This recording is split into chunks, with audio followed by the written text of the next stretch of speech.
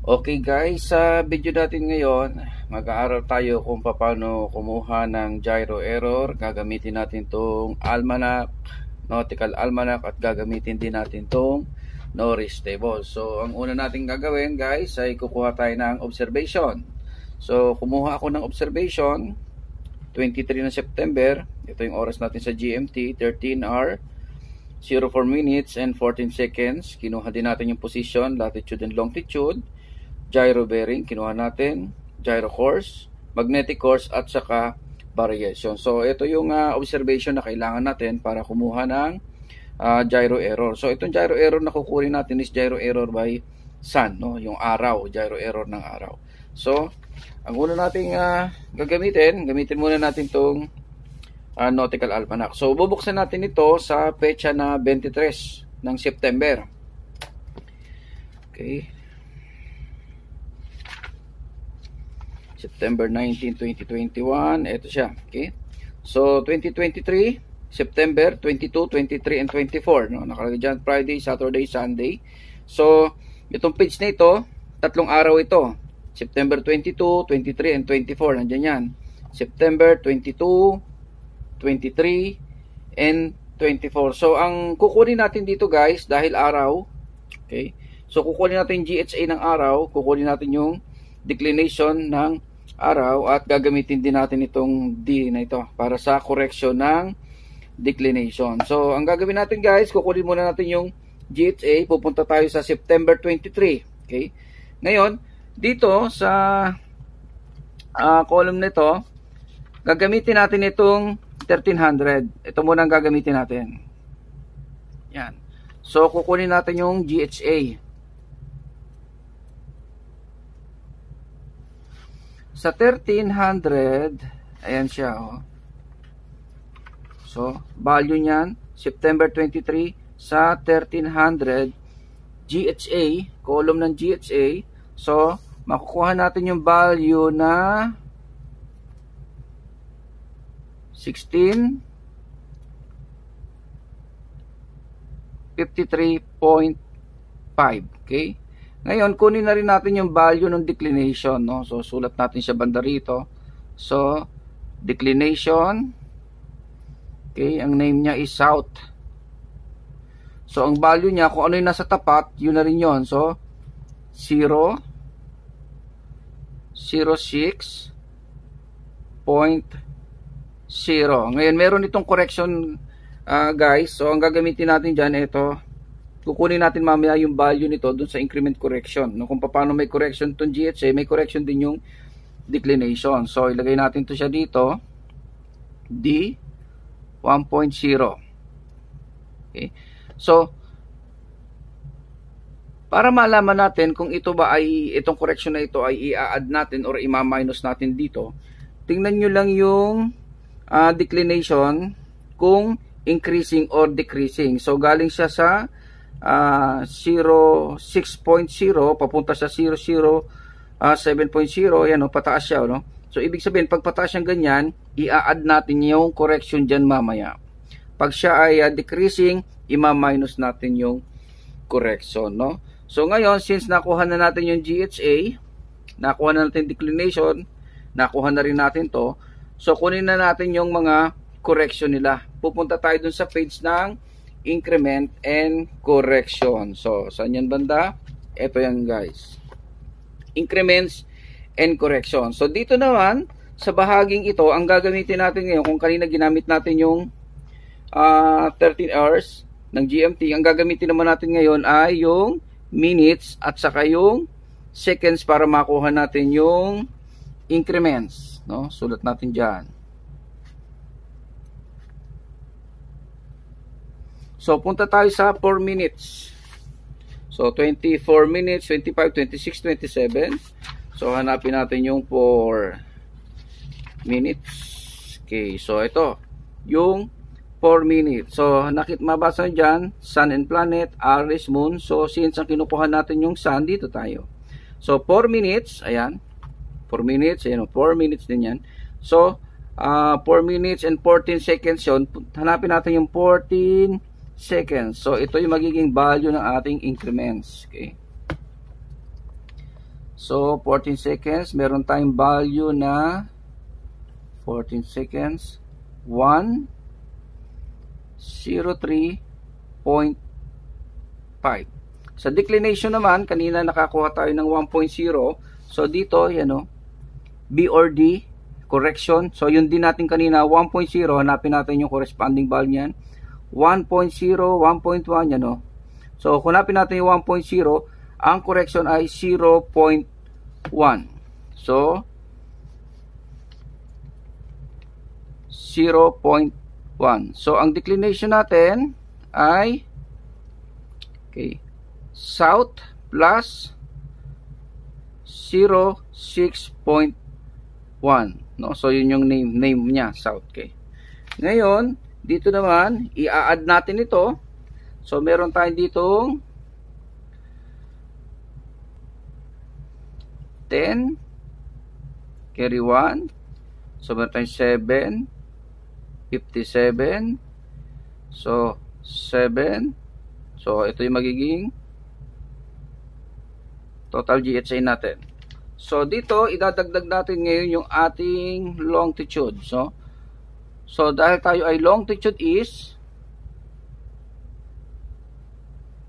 ang rules, pag is, plus, pag west longitude, minus. So, since tayo ay east longitude, so ipa-plus natin ito. 0, 1, 7, longitude, 41.6.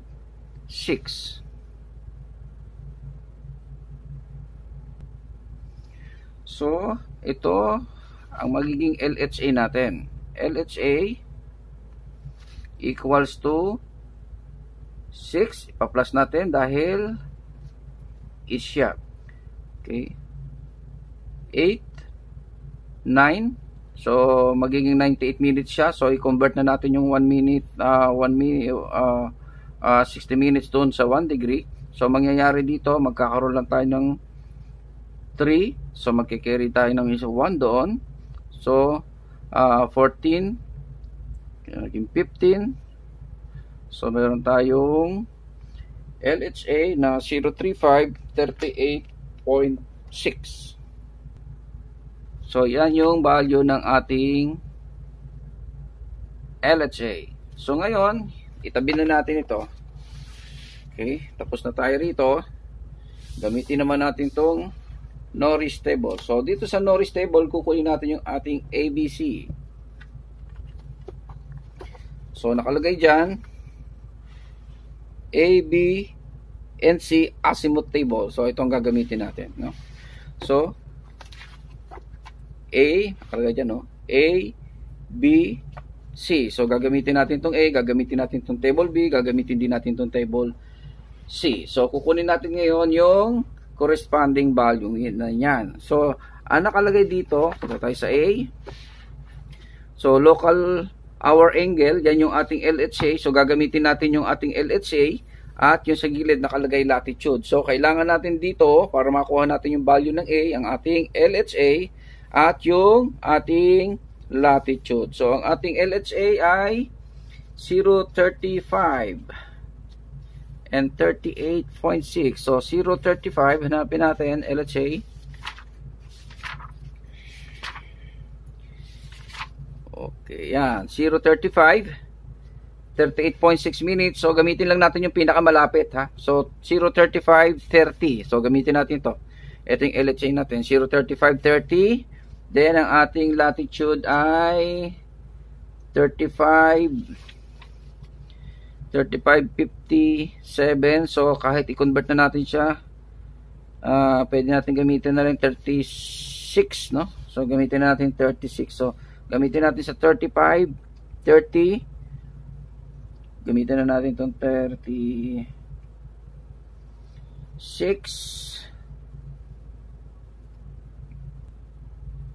So, makakakuha tayo ng 35. Tapat lang natin ito. 35.30 sa 36. Okay. So, meron tayong 35.30. So, meron tayong value ng A na 1.02.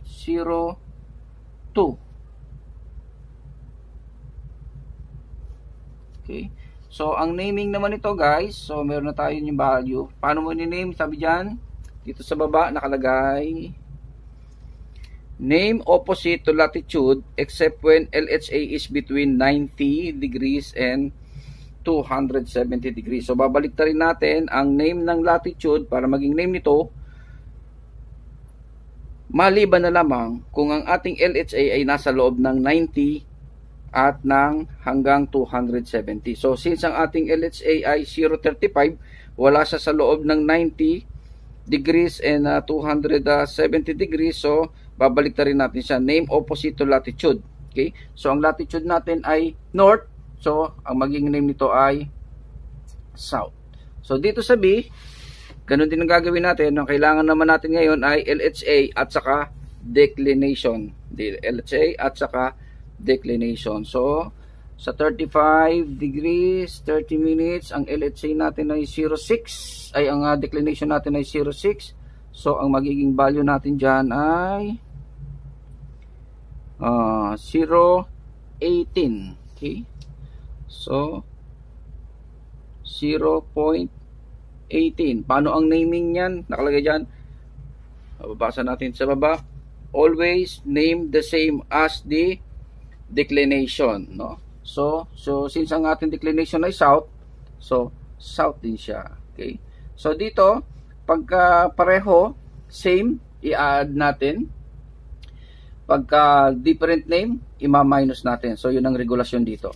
So ang maging value ngayon ng A and B ay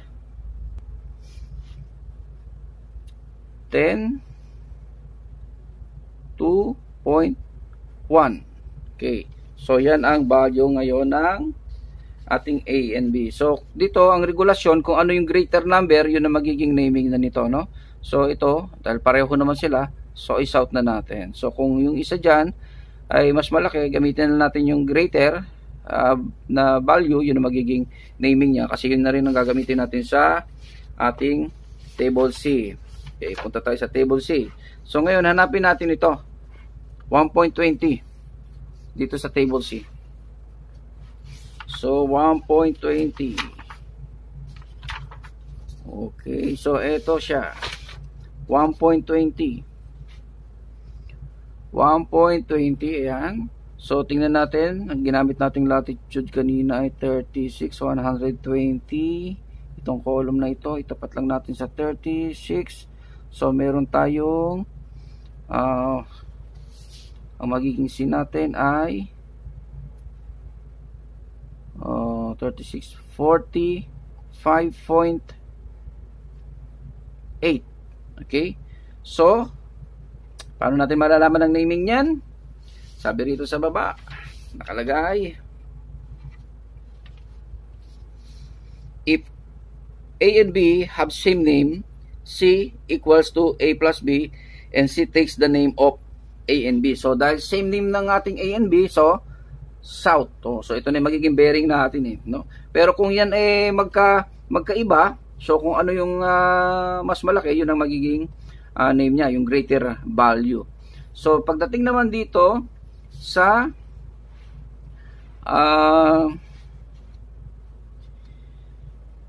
east or west, nakalagay dito, is if the LHA is between 180 and 360 degrees. West, if the LHA is between 0 degrees and 180 degrees. So, since ang ating LHA ay 0.35, so, nandito siya sa loob nito, 0 degrees and 180, so, ito ay magiging southwest. So, ito yung ating bearing. So, i-convert natin siya sa azimuth. So, ang ginagawa lang natin dyan, okay, so, yung quadrant natin, di ba? So, north, south, east, and west. Okay, pag nandito dito, minus 180. Pag dito, plus 180. Dito, minus 360. Dito, as is lang to.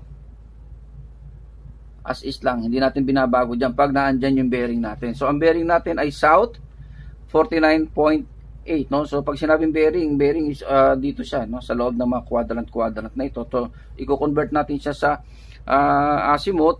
So, dahil southwest siya, southwest, no? Dito siya belong. So, magpa-plus tayo dito ng 180.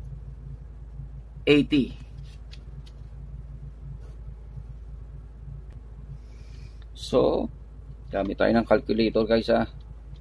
So, 180 plus 45.8. Okay, so meron tayong 225.8, no? So, 225.8, no? So, yan ang ating makukuha. So, ito na yung magiging ano natin guys. Ito na yung magiging true bearing natin, no? So, kung i-compute natin siya ngayon, true bearing 225.8. Okay. Meron tayong gyro bearing na 226. Okay. So, 226 minus 225.8, 0.2.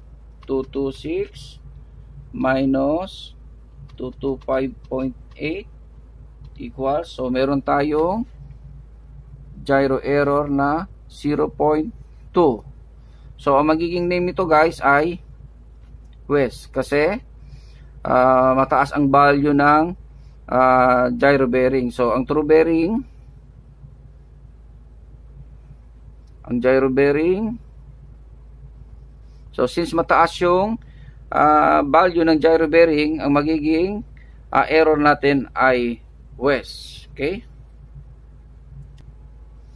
So, ngayon, ilagay natin yung ating gyro course. Ang gyro course natin ay 0.86. So, ito yung magiging true course natin. So, dito, pag ang name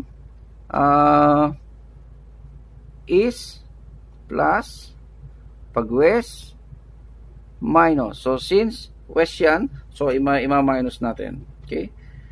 86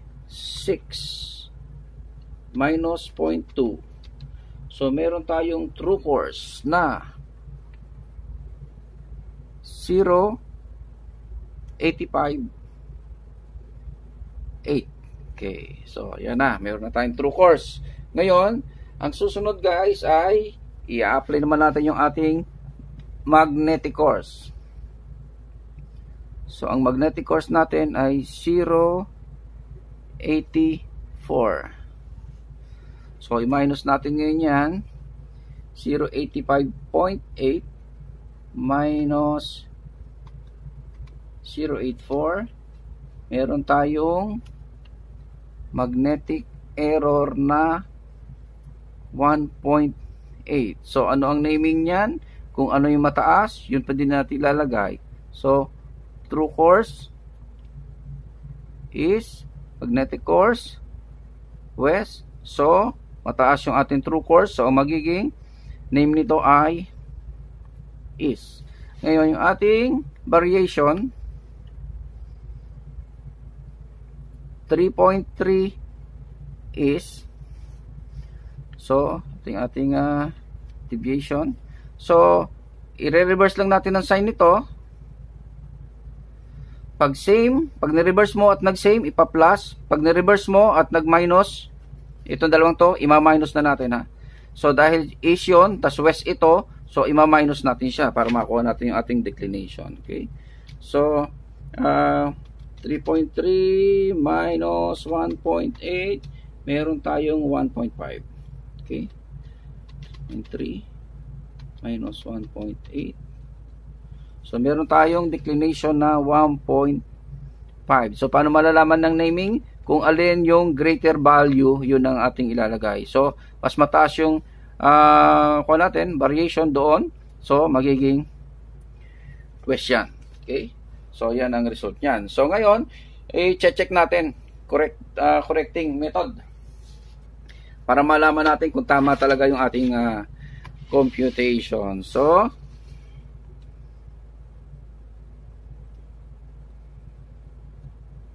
ang compass natin 0.84. Ang ating deviation ay 1.5 west.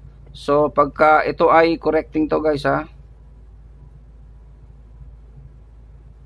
Correcting method. Sa correcting method is ipa-plus, ang west ima-minus. So since ang ating deviation ay west, so ima-minus natin siya.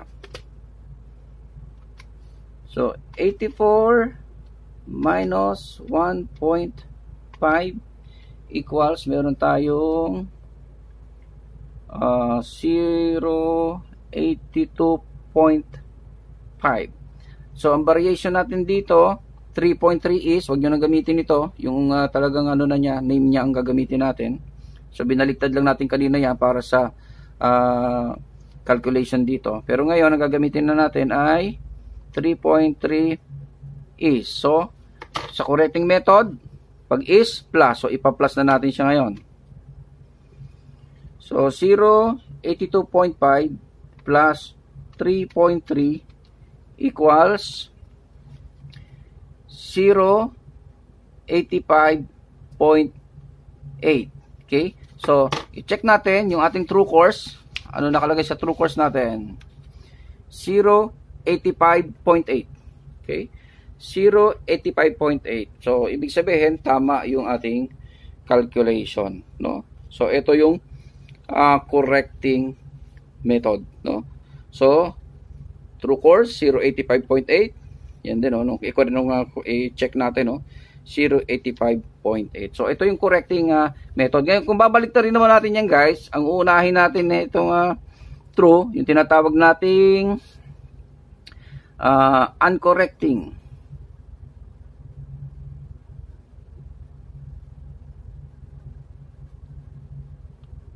Okay, baliktad naman dito.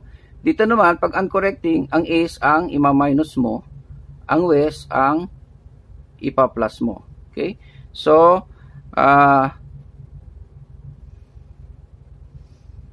ganyan na mangyayari dyan. So, kung doon mula sa compass papunta sa true, ngayon naman, galing sa true, papunta sa compass. So, ang true natin, 0.85.8. Variation natin, 3.3 is. So, regulation sa uncorrecting, pag is minus natin. So, meron tayong 0.85.8 minus 3.3. So, meron tayong 0.82.5. So, declination natin 1.5 is 1.5 west. So, ang regulation pag west sa uncorrecting method, ipa-plus natin. So, 0.82.5 plus 1.5 equals, so meron tayong 0.84, no? So, tingnan natin yung ating compass. 0.84. 0.84. So, kahit gamitin natin ang correcting method, uncorrecting method, no? So, ano pa rin tayo? Correct yung ating computation. So ganito lang guys ang pagkuha ng gyro error ng araw. Nagamit natin ang Brown Almanac at saka itong Norris table, no? So nawa ay kahit papaano meron tayong konting natutunan dito sa ating educational na video sa oras na ito. Sige guys, ingat lagi. Thank you.